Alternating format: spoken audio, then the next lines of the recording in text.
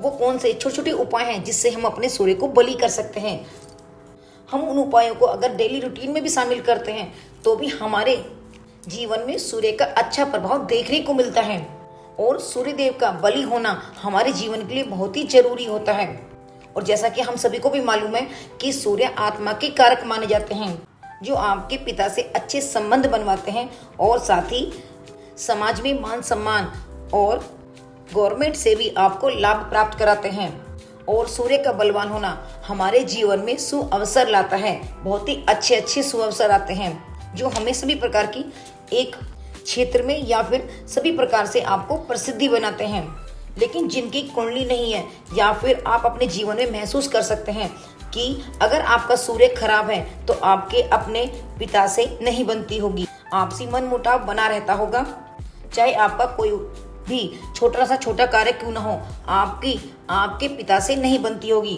दूसरा, आपको समाज में या फिर अपने परिवार में ही मान सम्मान की कमी भी यही सूर्यदेव कराते हैं। इसके अलावा आपको किसी भी प्रकार से सरकार से कोई भी लाभ प्राप्त नहीं होता।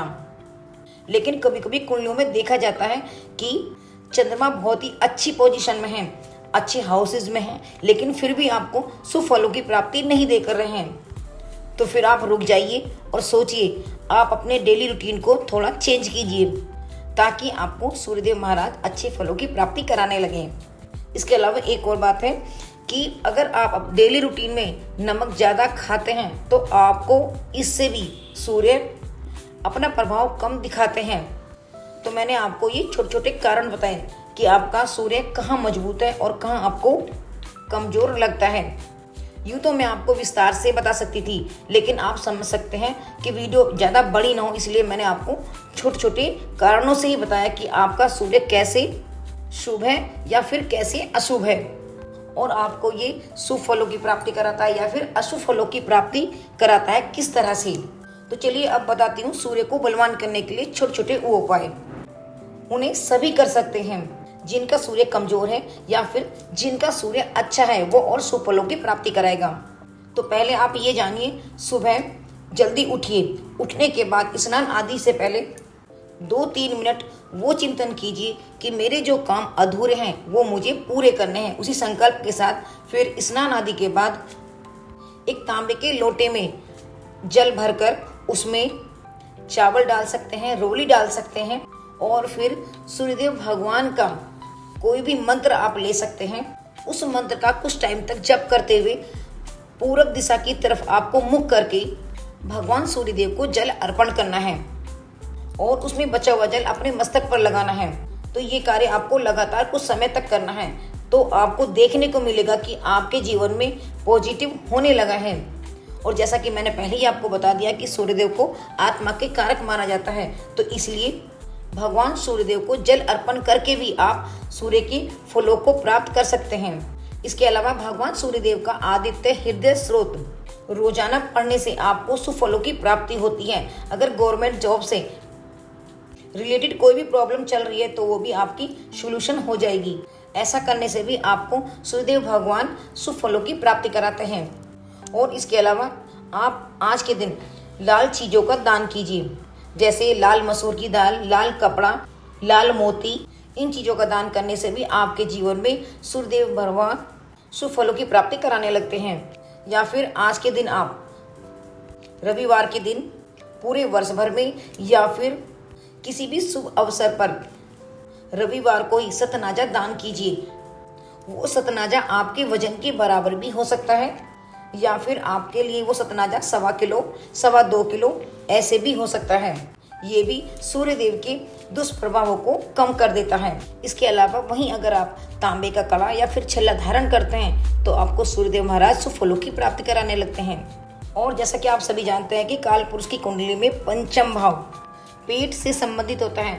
अगर आप रात्रि को तांबे के लोटे में जल भरकर सुबह उसे पीते हैं तो आपका पेट भी ठीक रहेगा, कोई भी ऐसी पेट से रिलेटेड कोई भी बीमारी जल्दी से नहीं होगी और आपका जो सूर्य कमजोर है वो भी बलवान होने लगेगा।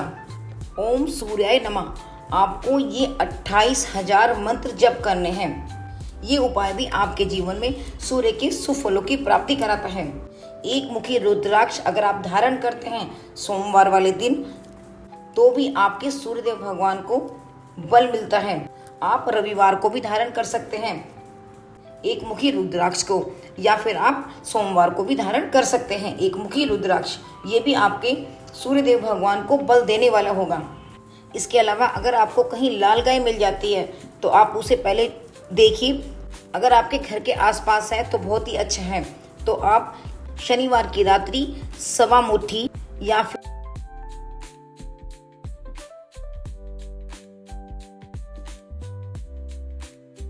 फिर आप 1.25 किलो गेहूं रात को भिगो दीजिए।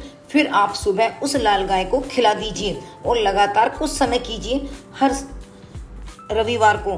तो आपको सूर्यदेव भगवान बहुत ही अच्छे रिजल्ट देने वाले होंगे ऐसा करने से भी।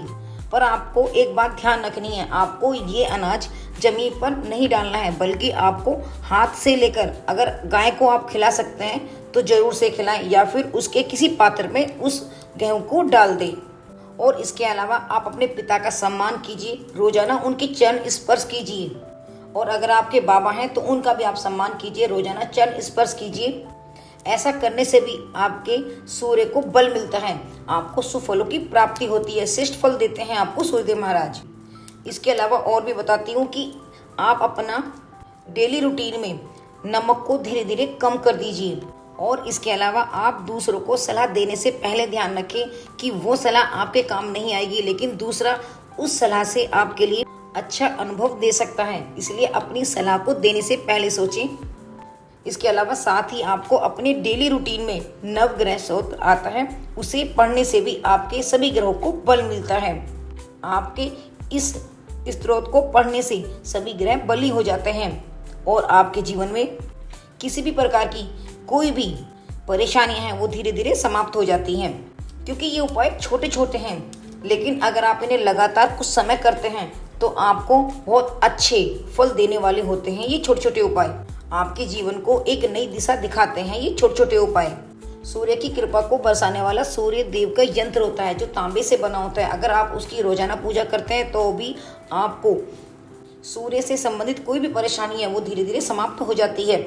और उस यंत्र की पूजा आपको सूर्य मंत्र के साथ करनी है। तो ये सभी उपाय आपको हर रविवार करने हैं और कुछ समय लगातार करने हैं, जिससे आपके जीवन में सूर्य अगर अशुभ फल दे रहा है तो आपको शुभ फलों की प्राप्ति होने लगे। साथ ही अगर आपका सूर्य बली है तो आपको और भी अधिक सूर्य अच्छा फल देने वाला हो जाए।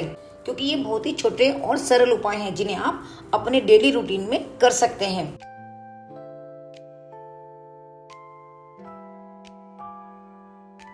तो फिर कीजिए इन छोटे छोटे उपायों को अपने डेली रूटीन में शामिल। फिर मिलती हूँ एक नए टॉपिक के साथ, तब तक के लिए नमस्कार।